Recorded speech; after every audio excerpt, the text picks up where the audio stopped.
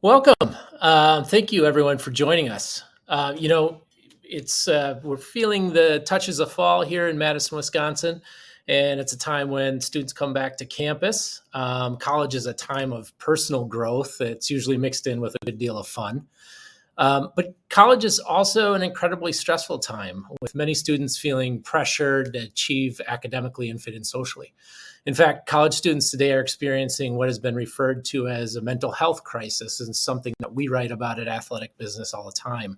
A recent national survey of college students found 44% of students reporting symptoms of depression, 37% experienced anxiety, and 15% had contemplated suicide.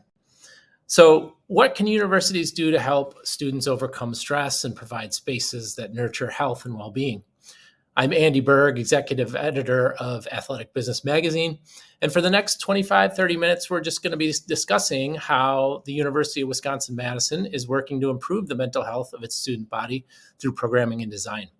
In the past few years, the university's recreation department has changed its name from recreational sports to RecWell.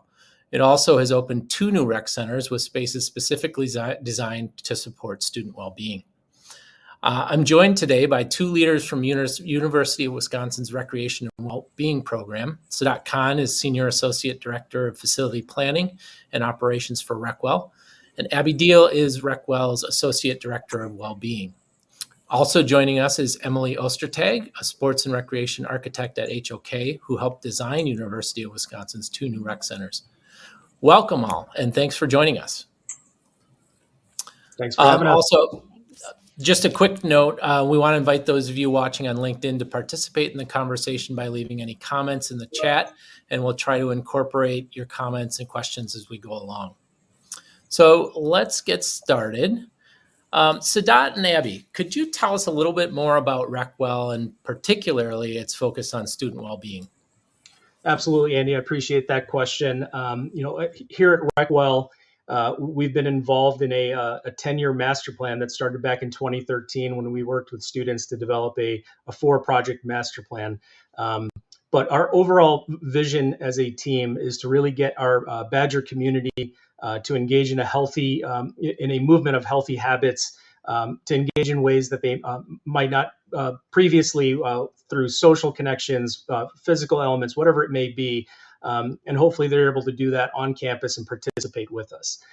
Through our master plan, a $236 million master plan that was voted in March of 2014, we developed 2 outdoor turf facilities, one which is about to go into construction next year, and then the 2 recreation facilities, indoor facilities that we just talked about, the Nicholas Recreation Center and the Baki Recreation and Wellbeing Center.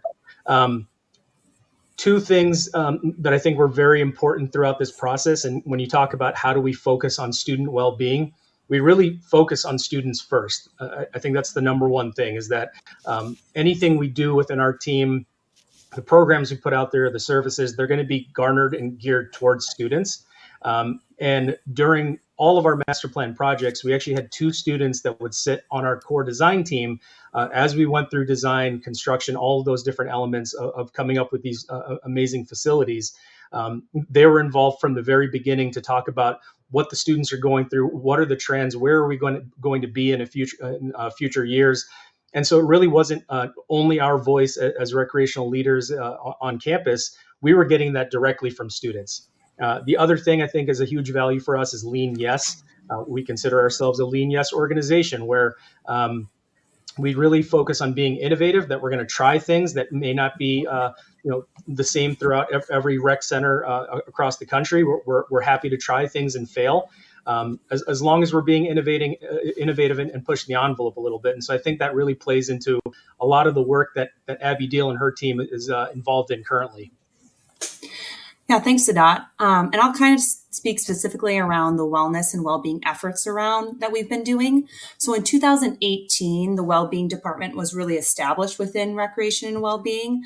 And with that, we went back to the students to see what they really wanted. So in 2019, we did a large scale assessment to ask students what they really wanted around wellness services, programming, facilities within our new spaces.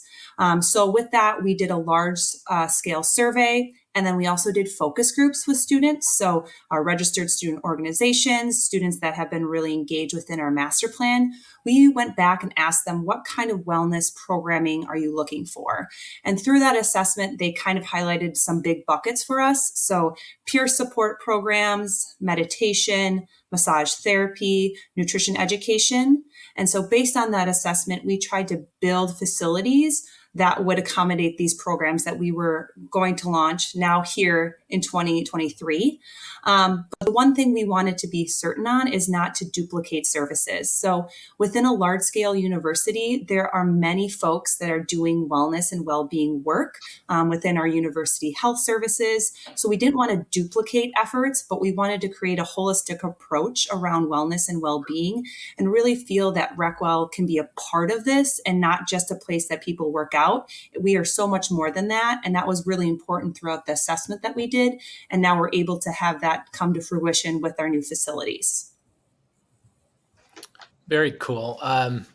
Both beautiful facilities. So this is for anybody. Let's talk a little bit about Wisconsin's two new rec centers, the Nicholas Rec Center and the Baki Recreation Center, or Recreation and Wellbeing Center. How exactly, can we get a little more specific about how they cater to well-being? Yeah, absolutely.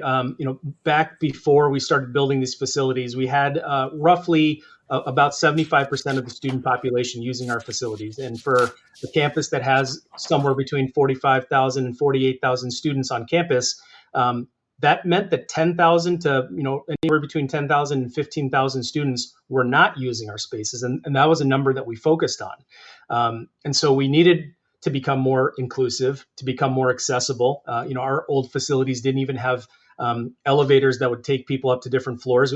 They're mainly stairs, and you had to get on a freight elevator or a very rickety elevator to get from one floor to the other. And so we worked really hard to remove a lot of these barriers so that we could start to get people more engaged in the programs, activities, well-being programs that we put on. And so we looked at our different policies, our different ADA requirements, and how can we go above and beyond. But beyond that, in our two different recreation centers, at the NIC, which is the first facility that opened in 2020, the NIC is far more of a traditional rec center. It's focused a lot more on the physical, social, and community building aspects of well-being. Many of the residence halls are really close to that building too, so we know it's going to be a very popular building for years to come. And we really expected this building to be far more of an open or informal recreation space than the Baki is. The Baki is going to have a lot more opportunities for programming.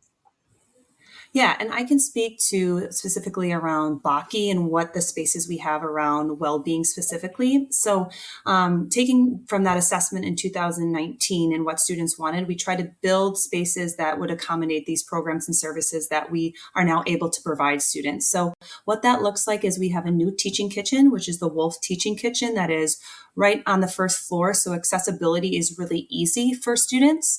And then we have what's called a well-being suite that's made up of 3 different areas. So we have a rejuvenation room that has nap pods in it. We have Serenity, that is a traditional mind-body studio. So meditation, yoga, and also a place that students can have a place to pray. So there's no mirrors. So really thinking about inclusivity around our student body. And then we have an area that's called Thrive. This is our massage therapy area, and then individual consultation rooms. And the biggest thing is flexibility and adaptability. We made these spaces being able to accommodate what the future might look like, knowing that maybe one day we'll have mental health counselors in these individual consultation rooms, and bringing in other services that we aren't sure what the future holds, but making sure those are adaptable. The other thing I would like to highlight too is we also have athletic training. So we have athletic training rooms in both facilities. So the Nicholas Recreation Center, and then also at the Baki Recreation Wellbeing Center. And athletic training services are open to all students at UW. So we can have them not just in our clinical setting, but also in our rec facilities as well. And Emily, anything to add there? I mean, I'd like to move on to, as a designer, clearly Sadat and and Abby have the programming aspect figured out. But how do you, as a designer, think about designing a space to support all of that well-being programming and the whole student? Yeah, so we know that exercise and physical activity greatly support our emotional and holistic well being. So, with that in mind, our goal as designers is to create an inclusive space that caters to all fitness levels, whether you are a beginner or a more advanced. Our goal is to create a space that allows everyone to feel comfortable and encouraged to find something that moves them or motivates them. And this is done several ways. One way through a variety of different program elements that many of we've discussed, but also a range of activities, including at Baki, for example, includes climbing walls, esports, weightlifting, all of the above. So everyone can find something that really motivates them and moves them. Another way that we try to create a more comfortable environment for everyone is through what we call fitness neighborhoods. These buildings are really large and really open spaces. And so they can easily feel large and overwhelming. But our goal is to create more privatized areas within the large open area through niches or more private zones so that people can feel comfortable to find an area and work out. And it really reminds me of, in restaurants, everyone likes to go to the booth because it's this idea of passive privacy where you can still see everyone, but you feel like you're more secluded in your own more private zone. So we try to think through that when designing these spaces. And that's more at a high level, but we obviously design everything down to every single finish that goes into the space, how millwork is designed to help the space properly function, for the staff to properly use it. So all of that's taken into mind holistically when designing these spaces. Great. So clearly, these newer rec centers, they benefit from our more modern understanding of well-being. But I'm curious how universities might outfit an older existing facility to better support well-being, and all three of you can Yeah. comment on that. I think it's certainly what we were living in 7 or 8 years ago as we were gearing up for the master plan.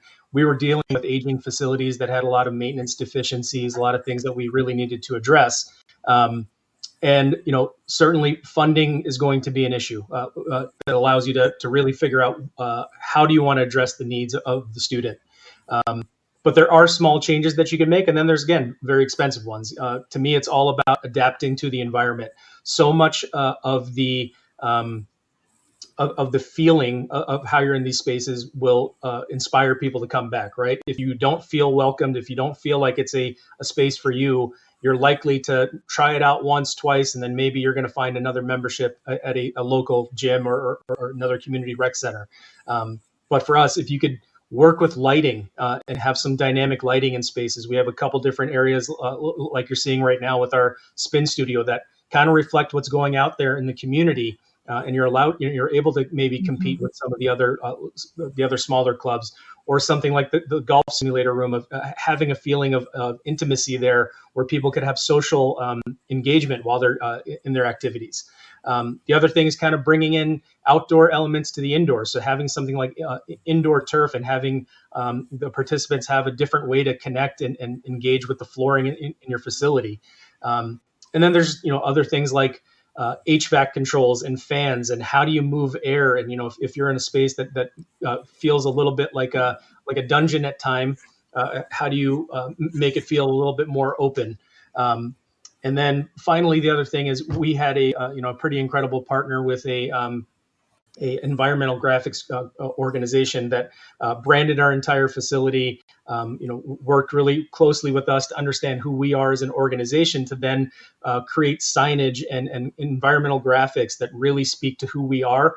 They did an entire history wall for us. They did a lot of what we call like fire up walls to inspire people. Those are small changes that have nothing to do with taking down walls, but really change the environment that people are in. And hopefully that makes them feel a little bit more included and want them to engage further in future visits. And I know Emily's going to touch on this, but from my perspective, also thinking about natural light and how we can bring that in if that's possible at all, and thinking about very small changes. So, can you add plants? Can you do art? What are the colors? It's amazing what kind of colors on the wall really affect people's like well-being. And those are just kind of small things that we think about within our spaces, even now, even within a new facility. But I know, Emily, you had more to touch on with the natural light piece. Yeah, so I was actually a swimmer at the University of Wisconsin and trained in both facilities before they were the new beautiful facilities. And the pool I trained in, which was at the Surf, which is now replaced with the Nick, had no natural light at all in the entire facility. And we trained 5+ hours a day in that facility. And it was very depressing space. And, we'd come in, it would be light out. And when we'd leave at night, it would be dark and you'd have no sense of what time of day it was. But it was so, so depressing to the athletes and to the students that they eventually ended up as a temporary fix before the new facility was built, added windows into the pool area. So just again, the importance of natural light is so huge in these facilities and can be a fairly cost effective fix in the grand scheme of things. Another some additional thoughts beyond natural light and plants, which are all awesome fixes. We do in our new facilities always try to create very flexible spaces that can be used and changed over time as trends in fitness and different things change over time. But in some older facilities, there might be some unused program spaces that could be retrofitted for new programming, such as well-being. An example of that is racquetball used to be really popular. So some facilities have up to 10 racquetball courts and maybe only 2 are used. So that's a great space to retrofit into another type of space, whether it be functional training, spin. Changing it to a well-being space is easy by lowering the ceiling height, adding in a ceiling, different flooring, things like that. Those are all some great ways to retrofit an existing space. Great. We actually have a question from the audience, and something we cover a lot at Mhm. Athletic Business. What role do these, I mean, clearly resort-like rec facilities play in recruiting new students? Yeah, it's a big deal. If you go back to before the Nicholas Recreation Center, when we used to have the old buildings called the Surf and the Nat, um, when you would see the college campus tours go on, they would say that's the Surf, and then they would walk the other way. They wouldn't go into the building. They wouldn't check us out. They wouldn't talk about it. They just left it as a surprise for you once you got onto campus. Now we are one of the stops, and so that's just a huge difference of where we were. um, I've taken multiple students and prospective students and families through the building back since we've opened in April. And I can't tell you the number of times that I've taken someone who has a child in middle school who says, "Hey, now I actually want to go to college," when maybe their plan wasn't to do that. Or, I've had someone who's come in and said, "Oh, I want to go to," their plan was to go to this school. And then after taking the tour and be able to see the spaces and see how impressive they are and how inclusive they may be, they've changed their mind at that point, at least verbally, of saying, "You know what, I really need to consider coming to this university instead." And so it's a very big deal. It's also been huge for our athletics program, especially when you look at our swim and dive team, who share a space with us at the Nicholas Recreation Center. Their recruitment has gone off the charts because of the impressive new space, and we've actually been able to attract the women's Big Ten championship a few years back. We'll have the men's Big Ten championship in a few years. Like, those things were not coming to us before. So it changes the game for us in recruitment in many ways. Yeah, I think it's interesting to see the evolution in general of the focus of what used to be more catered only to student athletes. When you think about recruitment, a lot of the time it's recruiting athletes and providing them with top spaces for training and competing. But what I think is really cool is now that there has been a big shift in focus away from just athletes, but to the everyday student who they are now creating these amazing facilities for recruitment purpose, but also providing amenities such as athletic training and nutrition and wellness and recovery that formerly was more focused on only for the student athlete.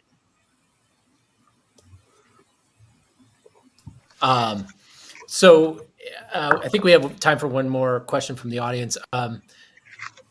This person is wondering whether there was collaboration with Wisconsin Student Health Services when creating the well-being spaces in the new rec centers, and just kind of what might be the connection to other well-being services offered by the university within the rec center. Great question. And I can take that one. So the biggest thing that they were a part of design is around flexibility within spaces. So kind of what I talked about within our one area, we have individual consultation rooms. So asking them if they were going to program here, what are kind of the technology needs that you might need in these spaces? So those questions were asked during the design phase, and we were really purposeful in building that in. The other thing I want to highlight too is we kind of have some unique staffing within my department that actually kind of shares roles with our university health services. So our athletic trainer and our dietitian, they are housed in Recwell, but they actually do clinical time at our university health services. So the referrals are really great. So we have a dietitian that's in clinic, but then also can refer to our program areas. So students that might not need one-on-one dietetics services, they might need a program that is teaching them how to cook. So having that collaboration with your university health service is really vital when you're thinking about referring students or really thinking about holistically what a student might need, and they may not need clinical services. And that's one thing that's really unique within us, is that we have staff that sit in both areas. While that can be really taxing for our staff, I think it's pretty unique and can really serve our students really well so that they know what is all offered to them. So we are really intentional on collaborating with them, so we're not duplicating efforts and services. But I think it's something that's really important for universities to do. So not thinking that you're working in a silo around these efforts, that you have campus partners who are rooting for you, and we're here for the students. Yeah, and that makes sense that you would be dealing with all the various aspects of campus when you're treating accommodating the whole student. Last question. What response have you gotten from the students that have used the well-being spaces at the Nick and the Baki rec centers, and how are they engaging with and benefiting from these spaces? Absolutely. I like to think of both of our facilities as well-being spaces, because you're able to engage in them, through a social, emotional, physical connection aspect, right? So every area of our building, beyond just the ones that we define specifically for our well-being programs, is helping in that mission, right? And so overall, I think the response has been pretty incredible. When we built both the Nick and Baki, we were expecting about 5,000 people per day to enter each space, or that it would have the room to be able to do that. At the Nick last year, we had over 8,000 people enter the building on one day, a particularly cold day in Wisconsin, but still on one day. And then here in the first week of when students are back on campus, we already saw roughly 3,500 at the Nick and about 2,500 here at the Baki. We expect them to be coming and really trying out the spaces, especially this will be the first full year of operations in Baki. We only opened up in April, so we don't even really know what we're in for. But we've really adapted the spaces over at the Nick to continue to listen to student feedback, change out equipment, and a lot of those things. And then we just have some of these incredible spaces that Abby's been talking about over at Baki, whether it's the teaching kitchen, climbing wall, the sports simulators, things that you just don't really have on campus in a different capacity. And so we're unique in that way that we're able to provide that service to students. And so when they walk into something like the golf simulator, they're not expecting that to have that on campus. And so it's always pretty incredible to see the eyes open and the jaws drop when they come into our space. And I'll just add too, I think students are pretty impressed with the quantity of services that we don't have additional charges. So what Sadat was talking about, we don't have an additional charge for our climbing wall or our golf simulator or our wellness coaching or the well-being workshops. Some of our services have additional fees, but we really try to keep it low and accessible to our students. And I think our students really appreciate that and see that with both new facilities too. And Emily, I'm just kind of curious. So after completing big projects like this, how does HOK? Do you guys go back and kind of ask for that feedback, or so in future designs you're looking at tweaking things, or what worked, what didn't? What's that process like for you?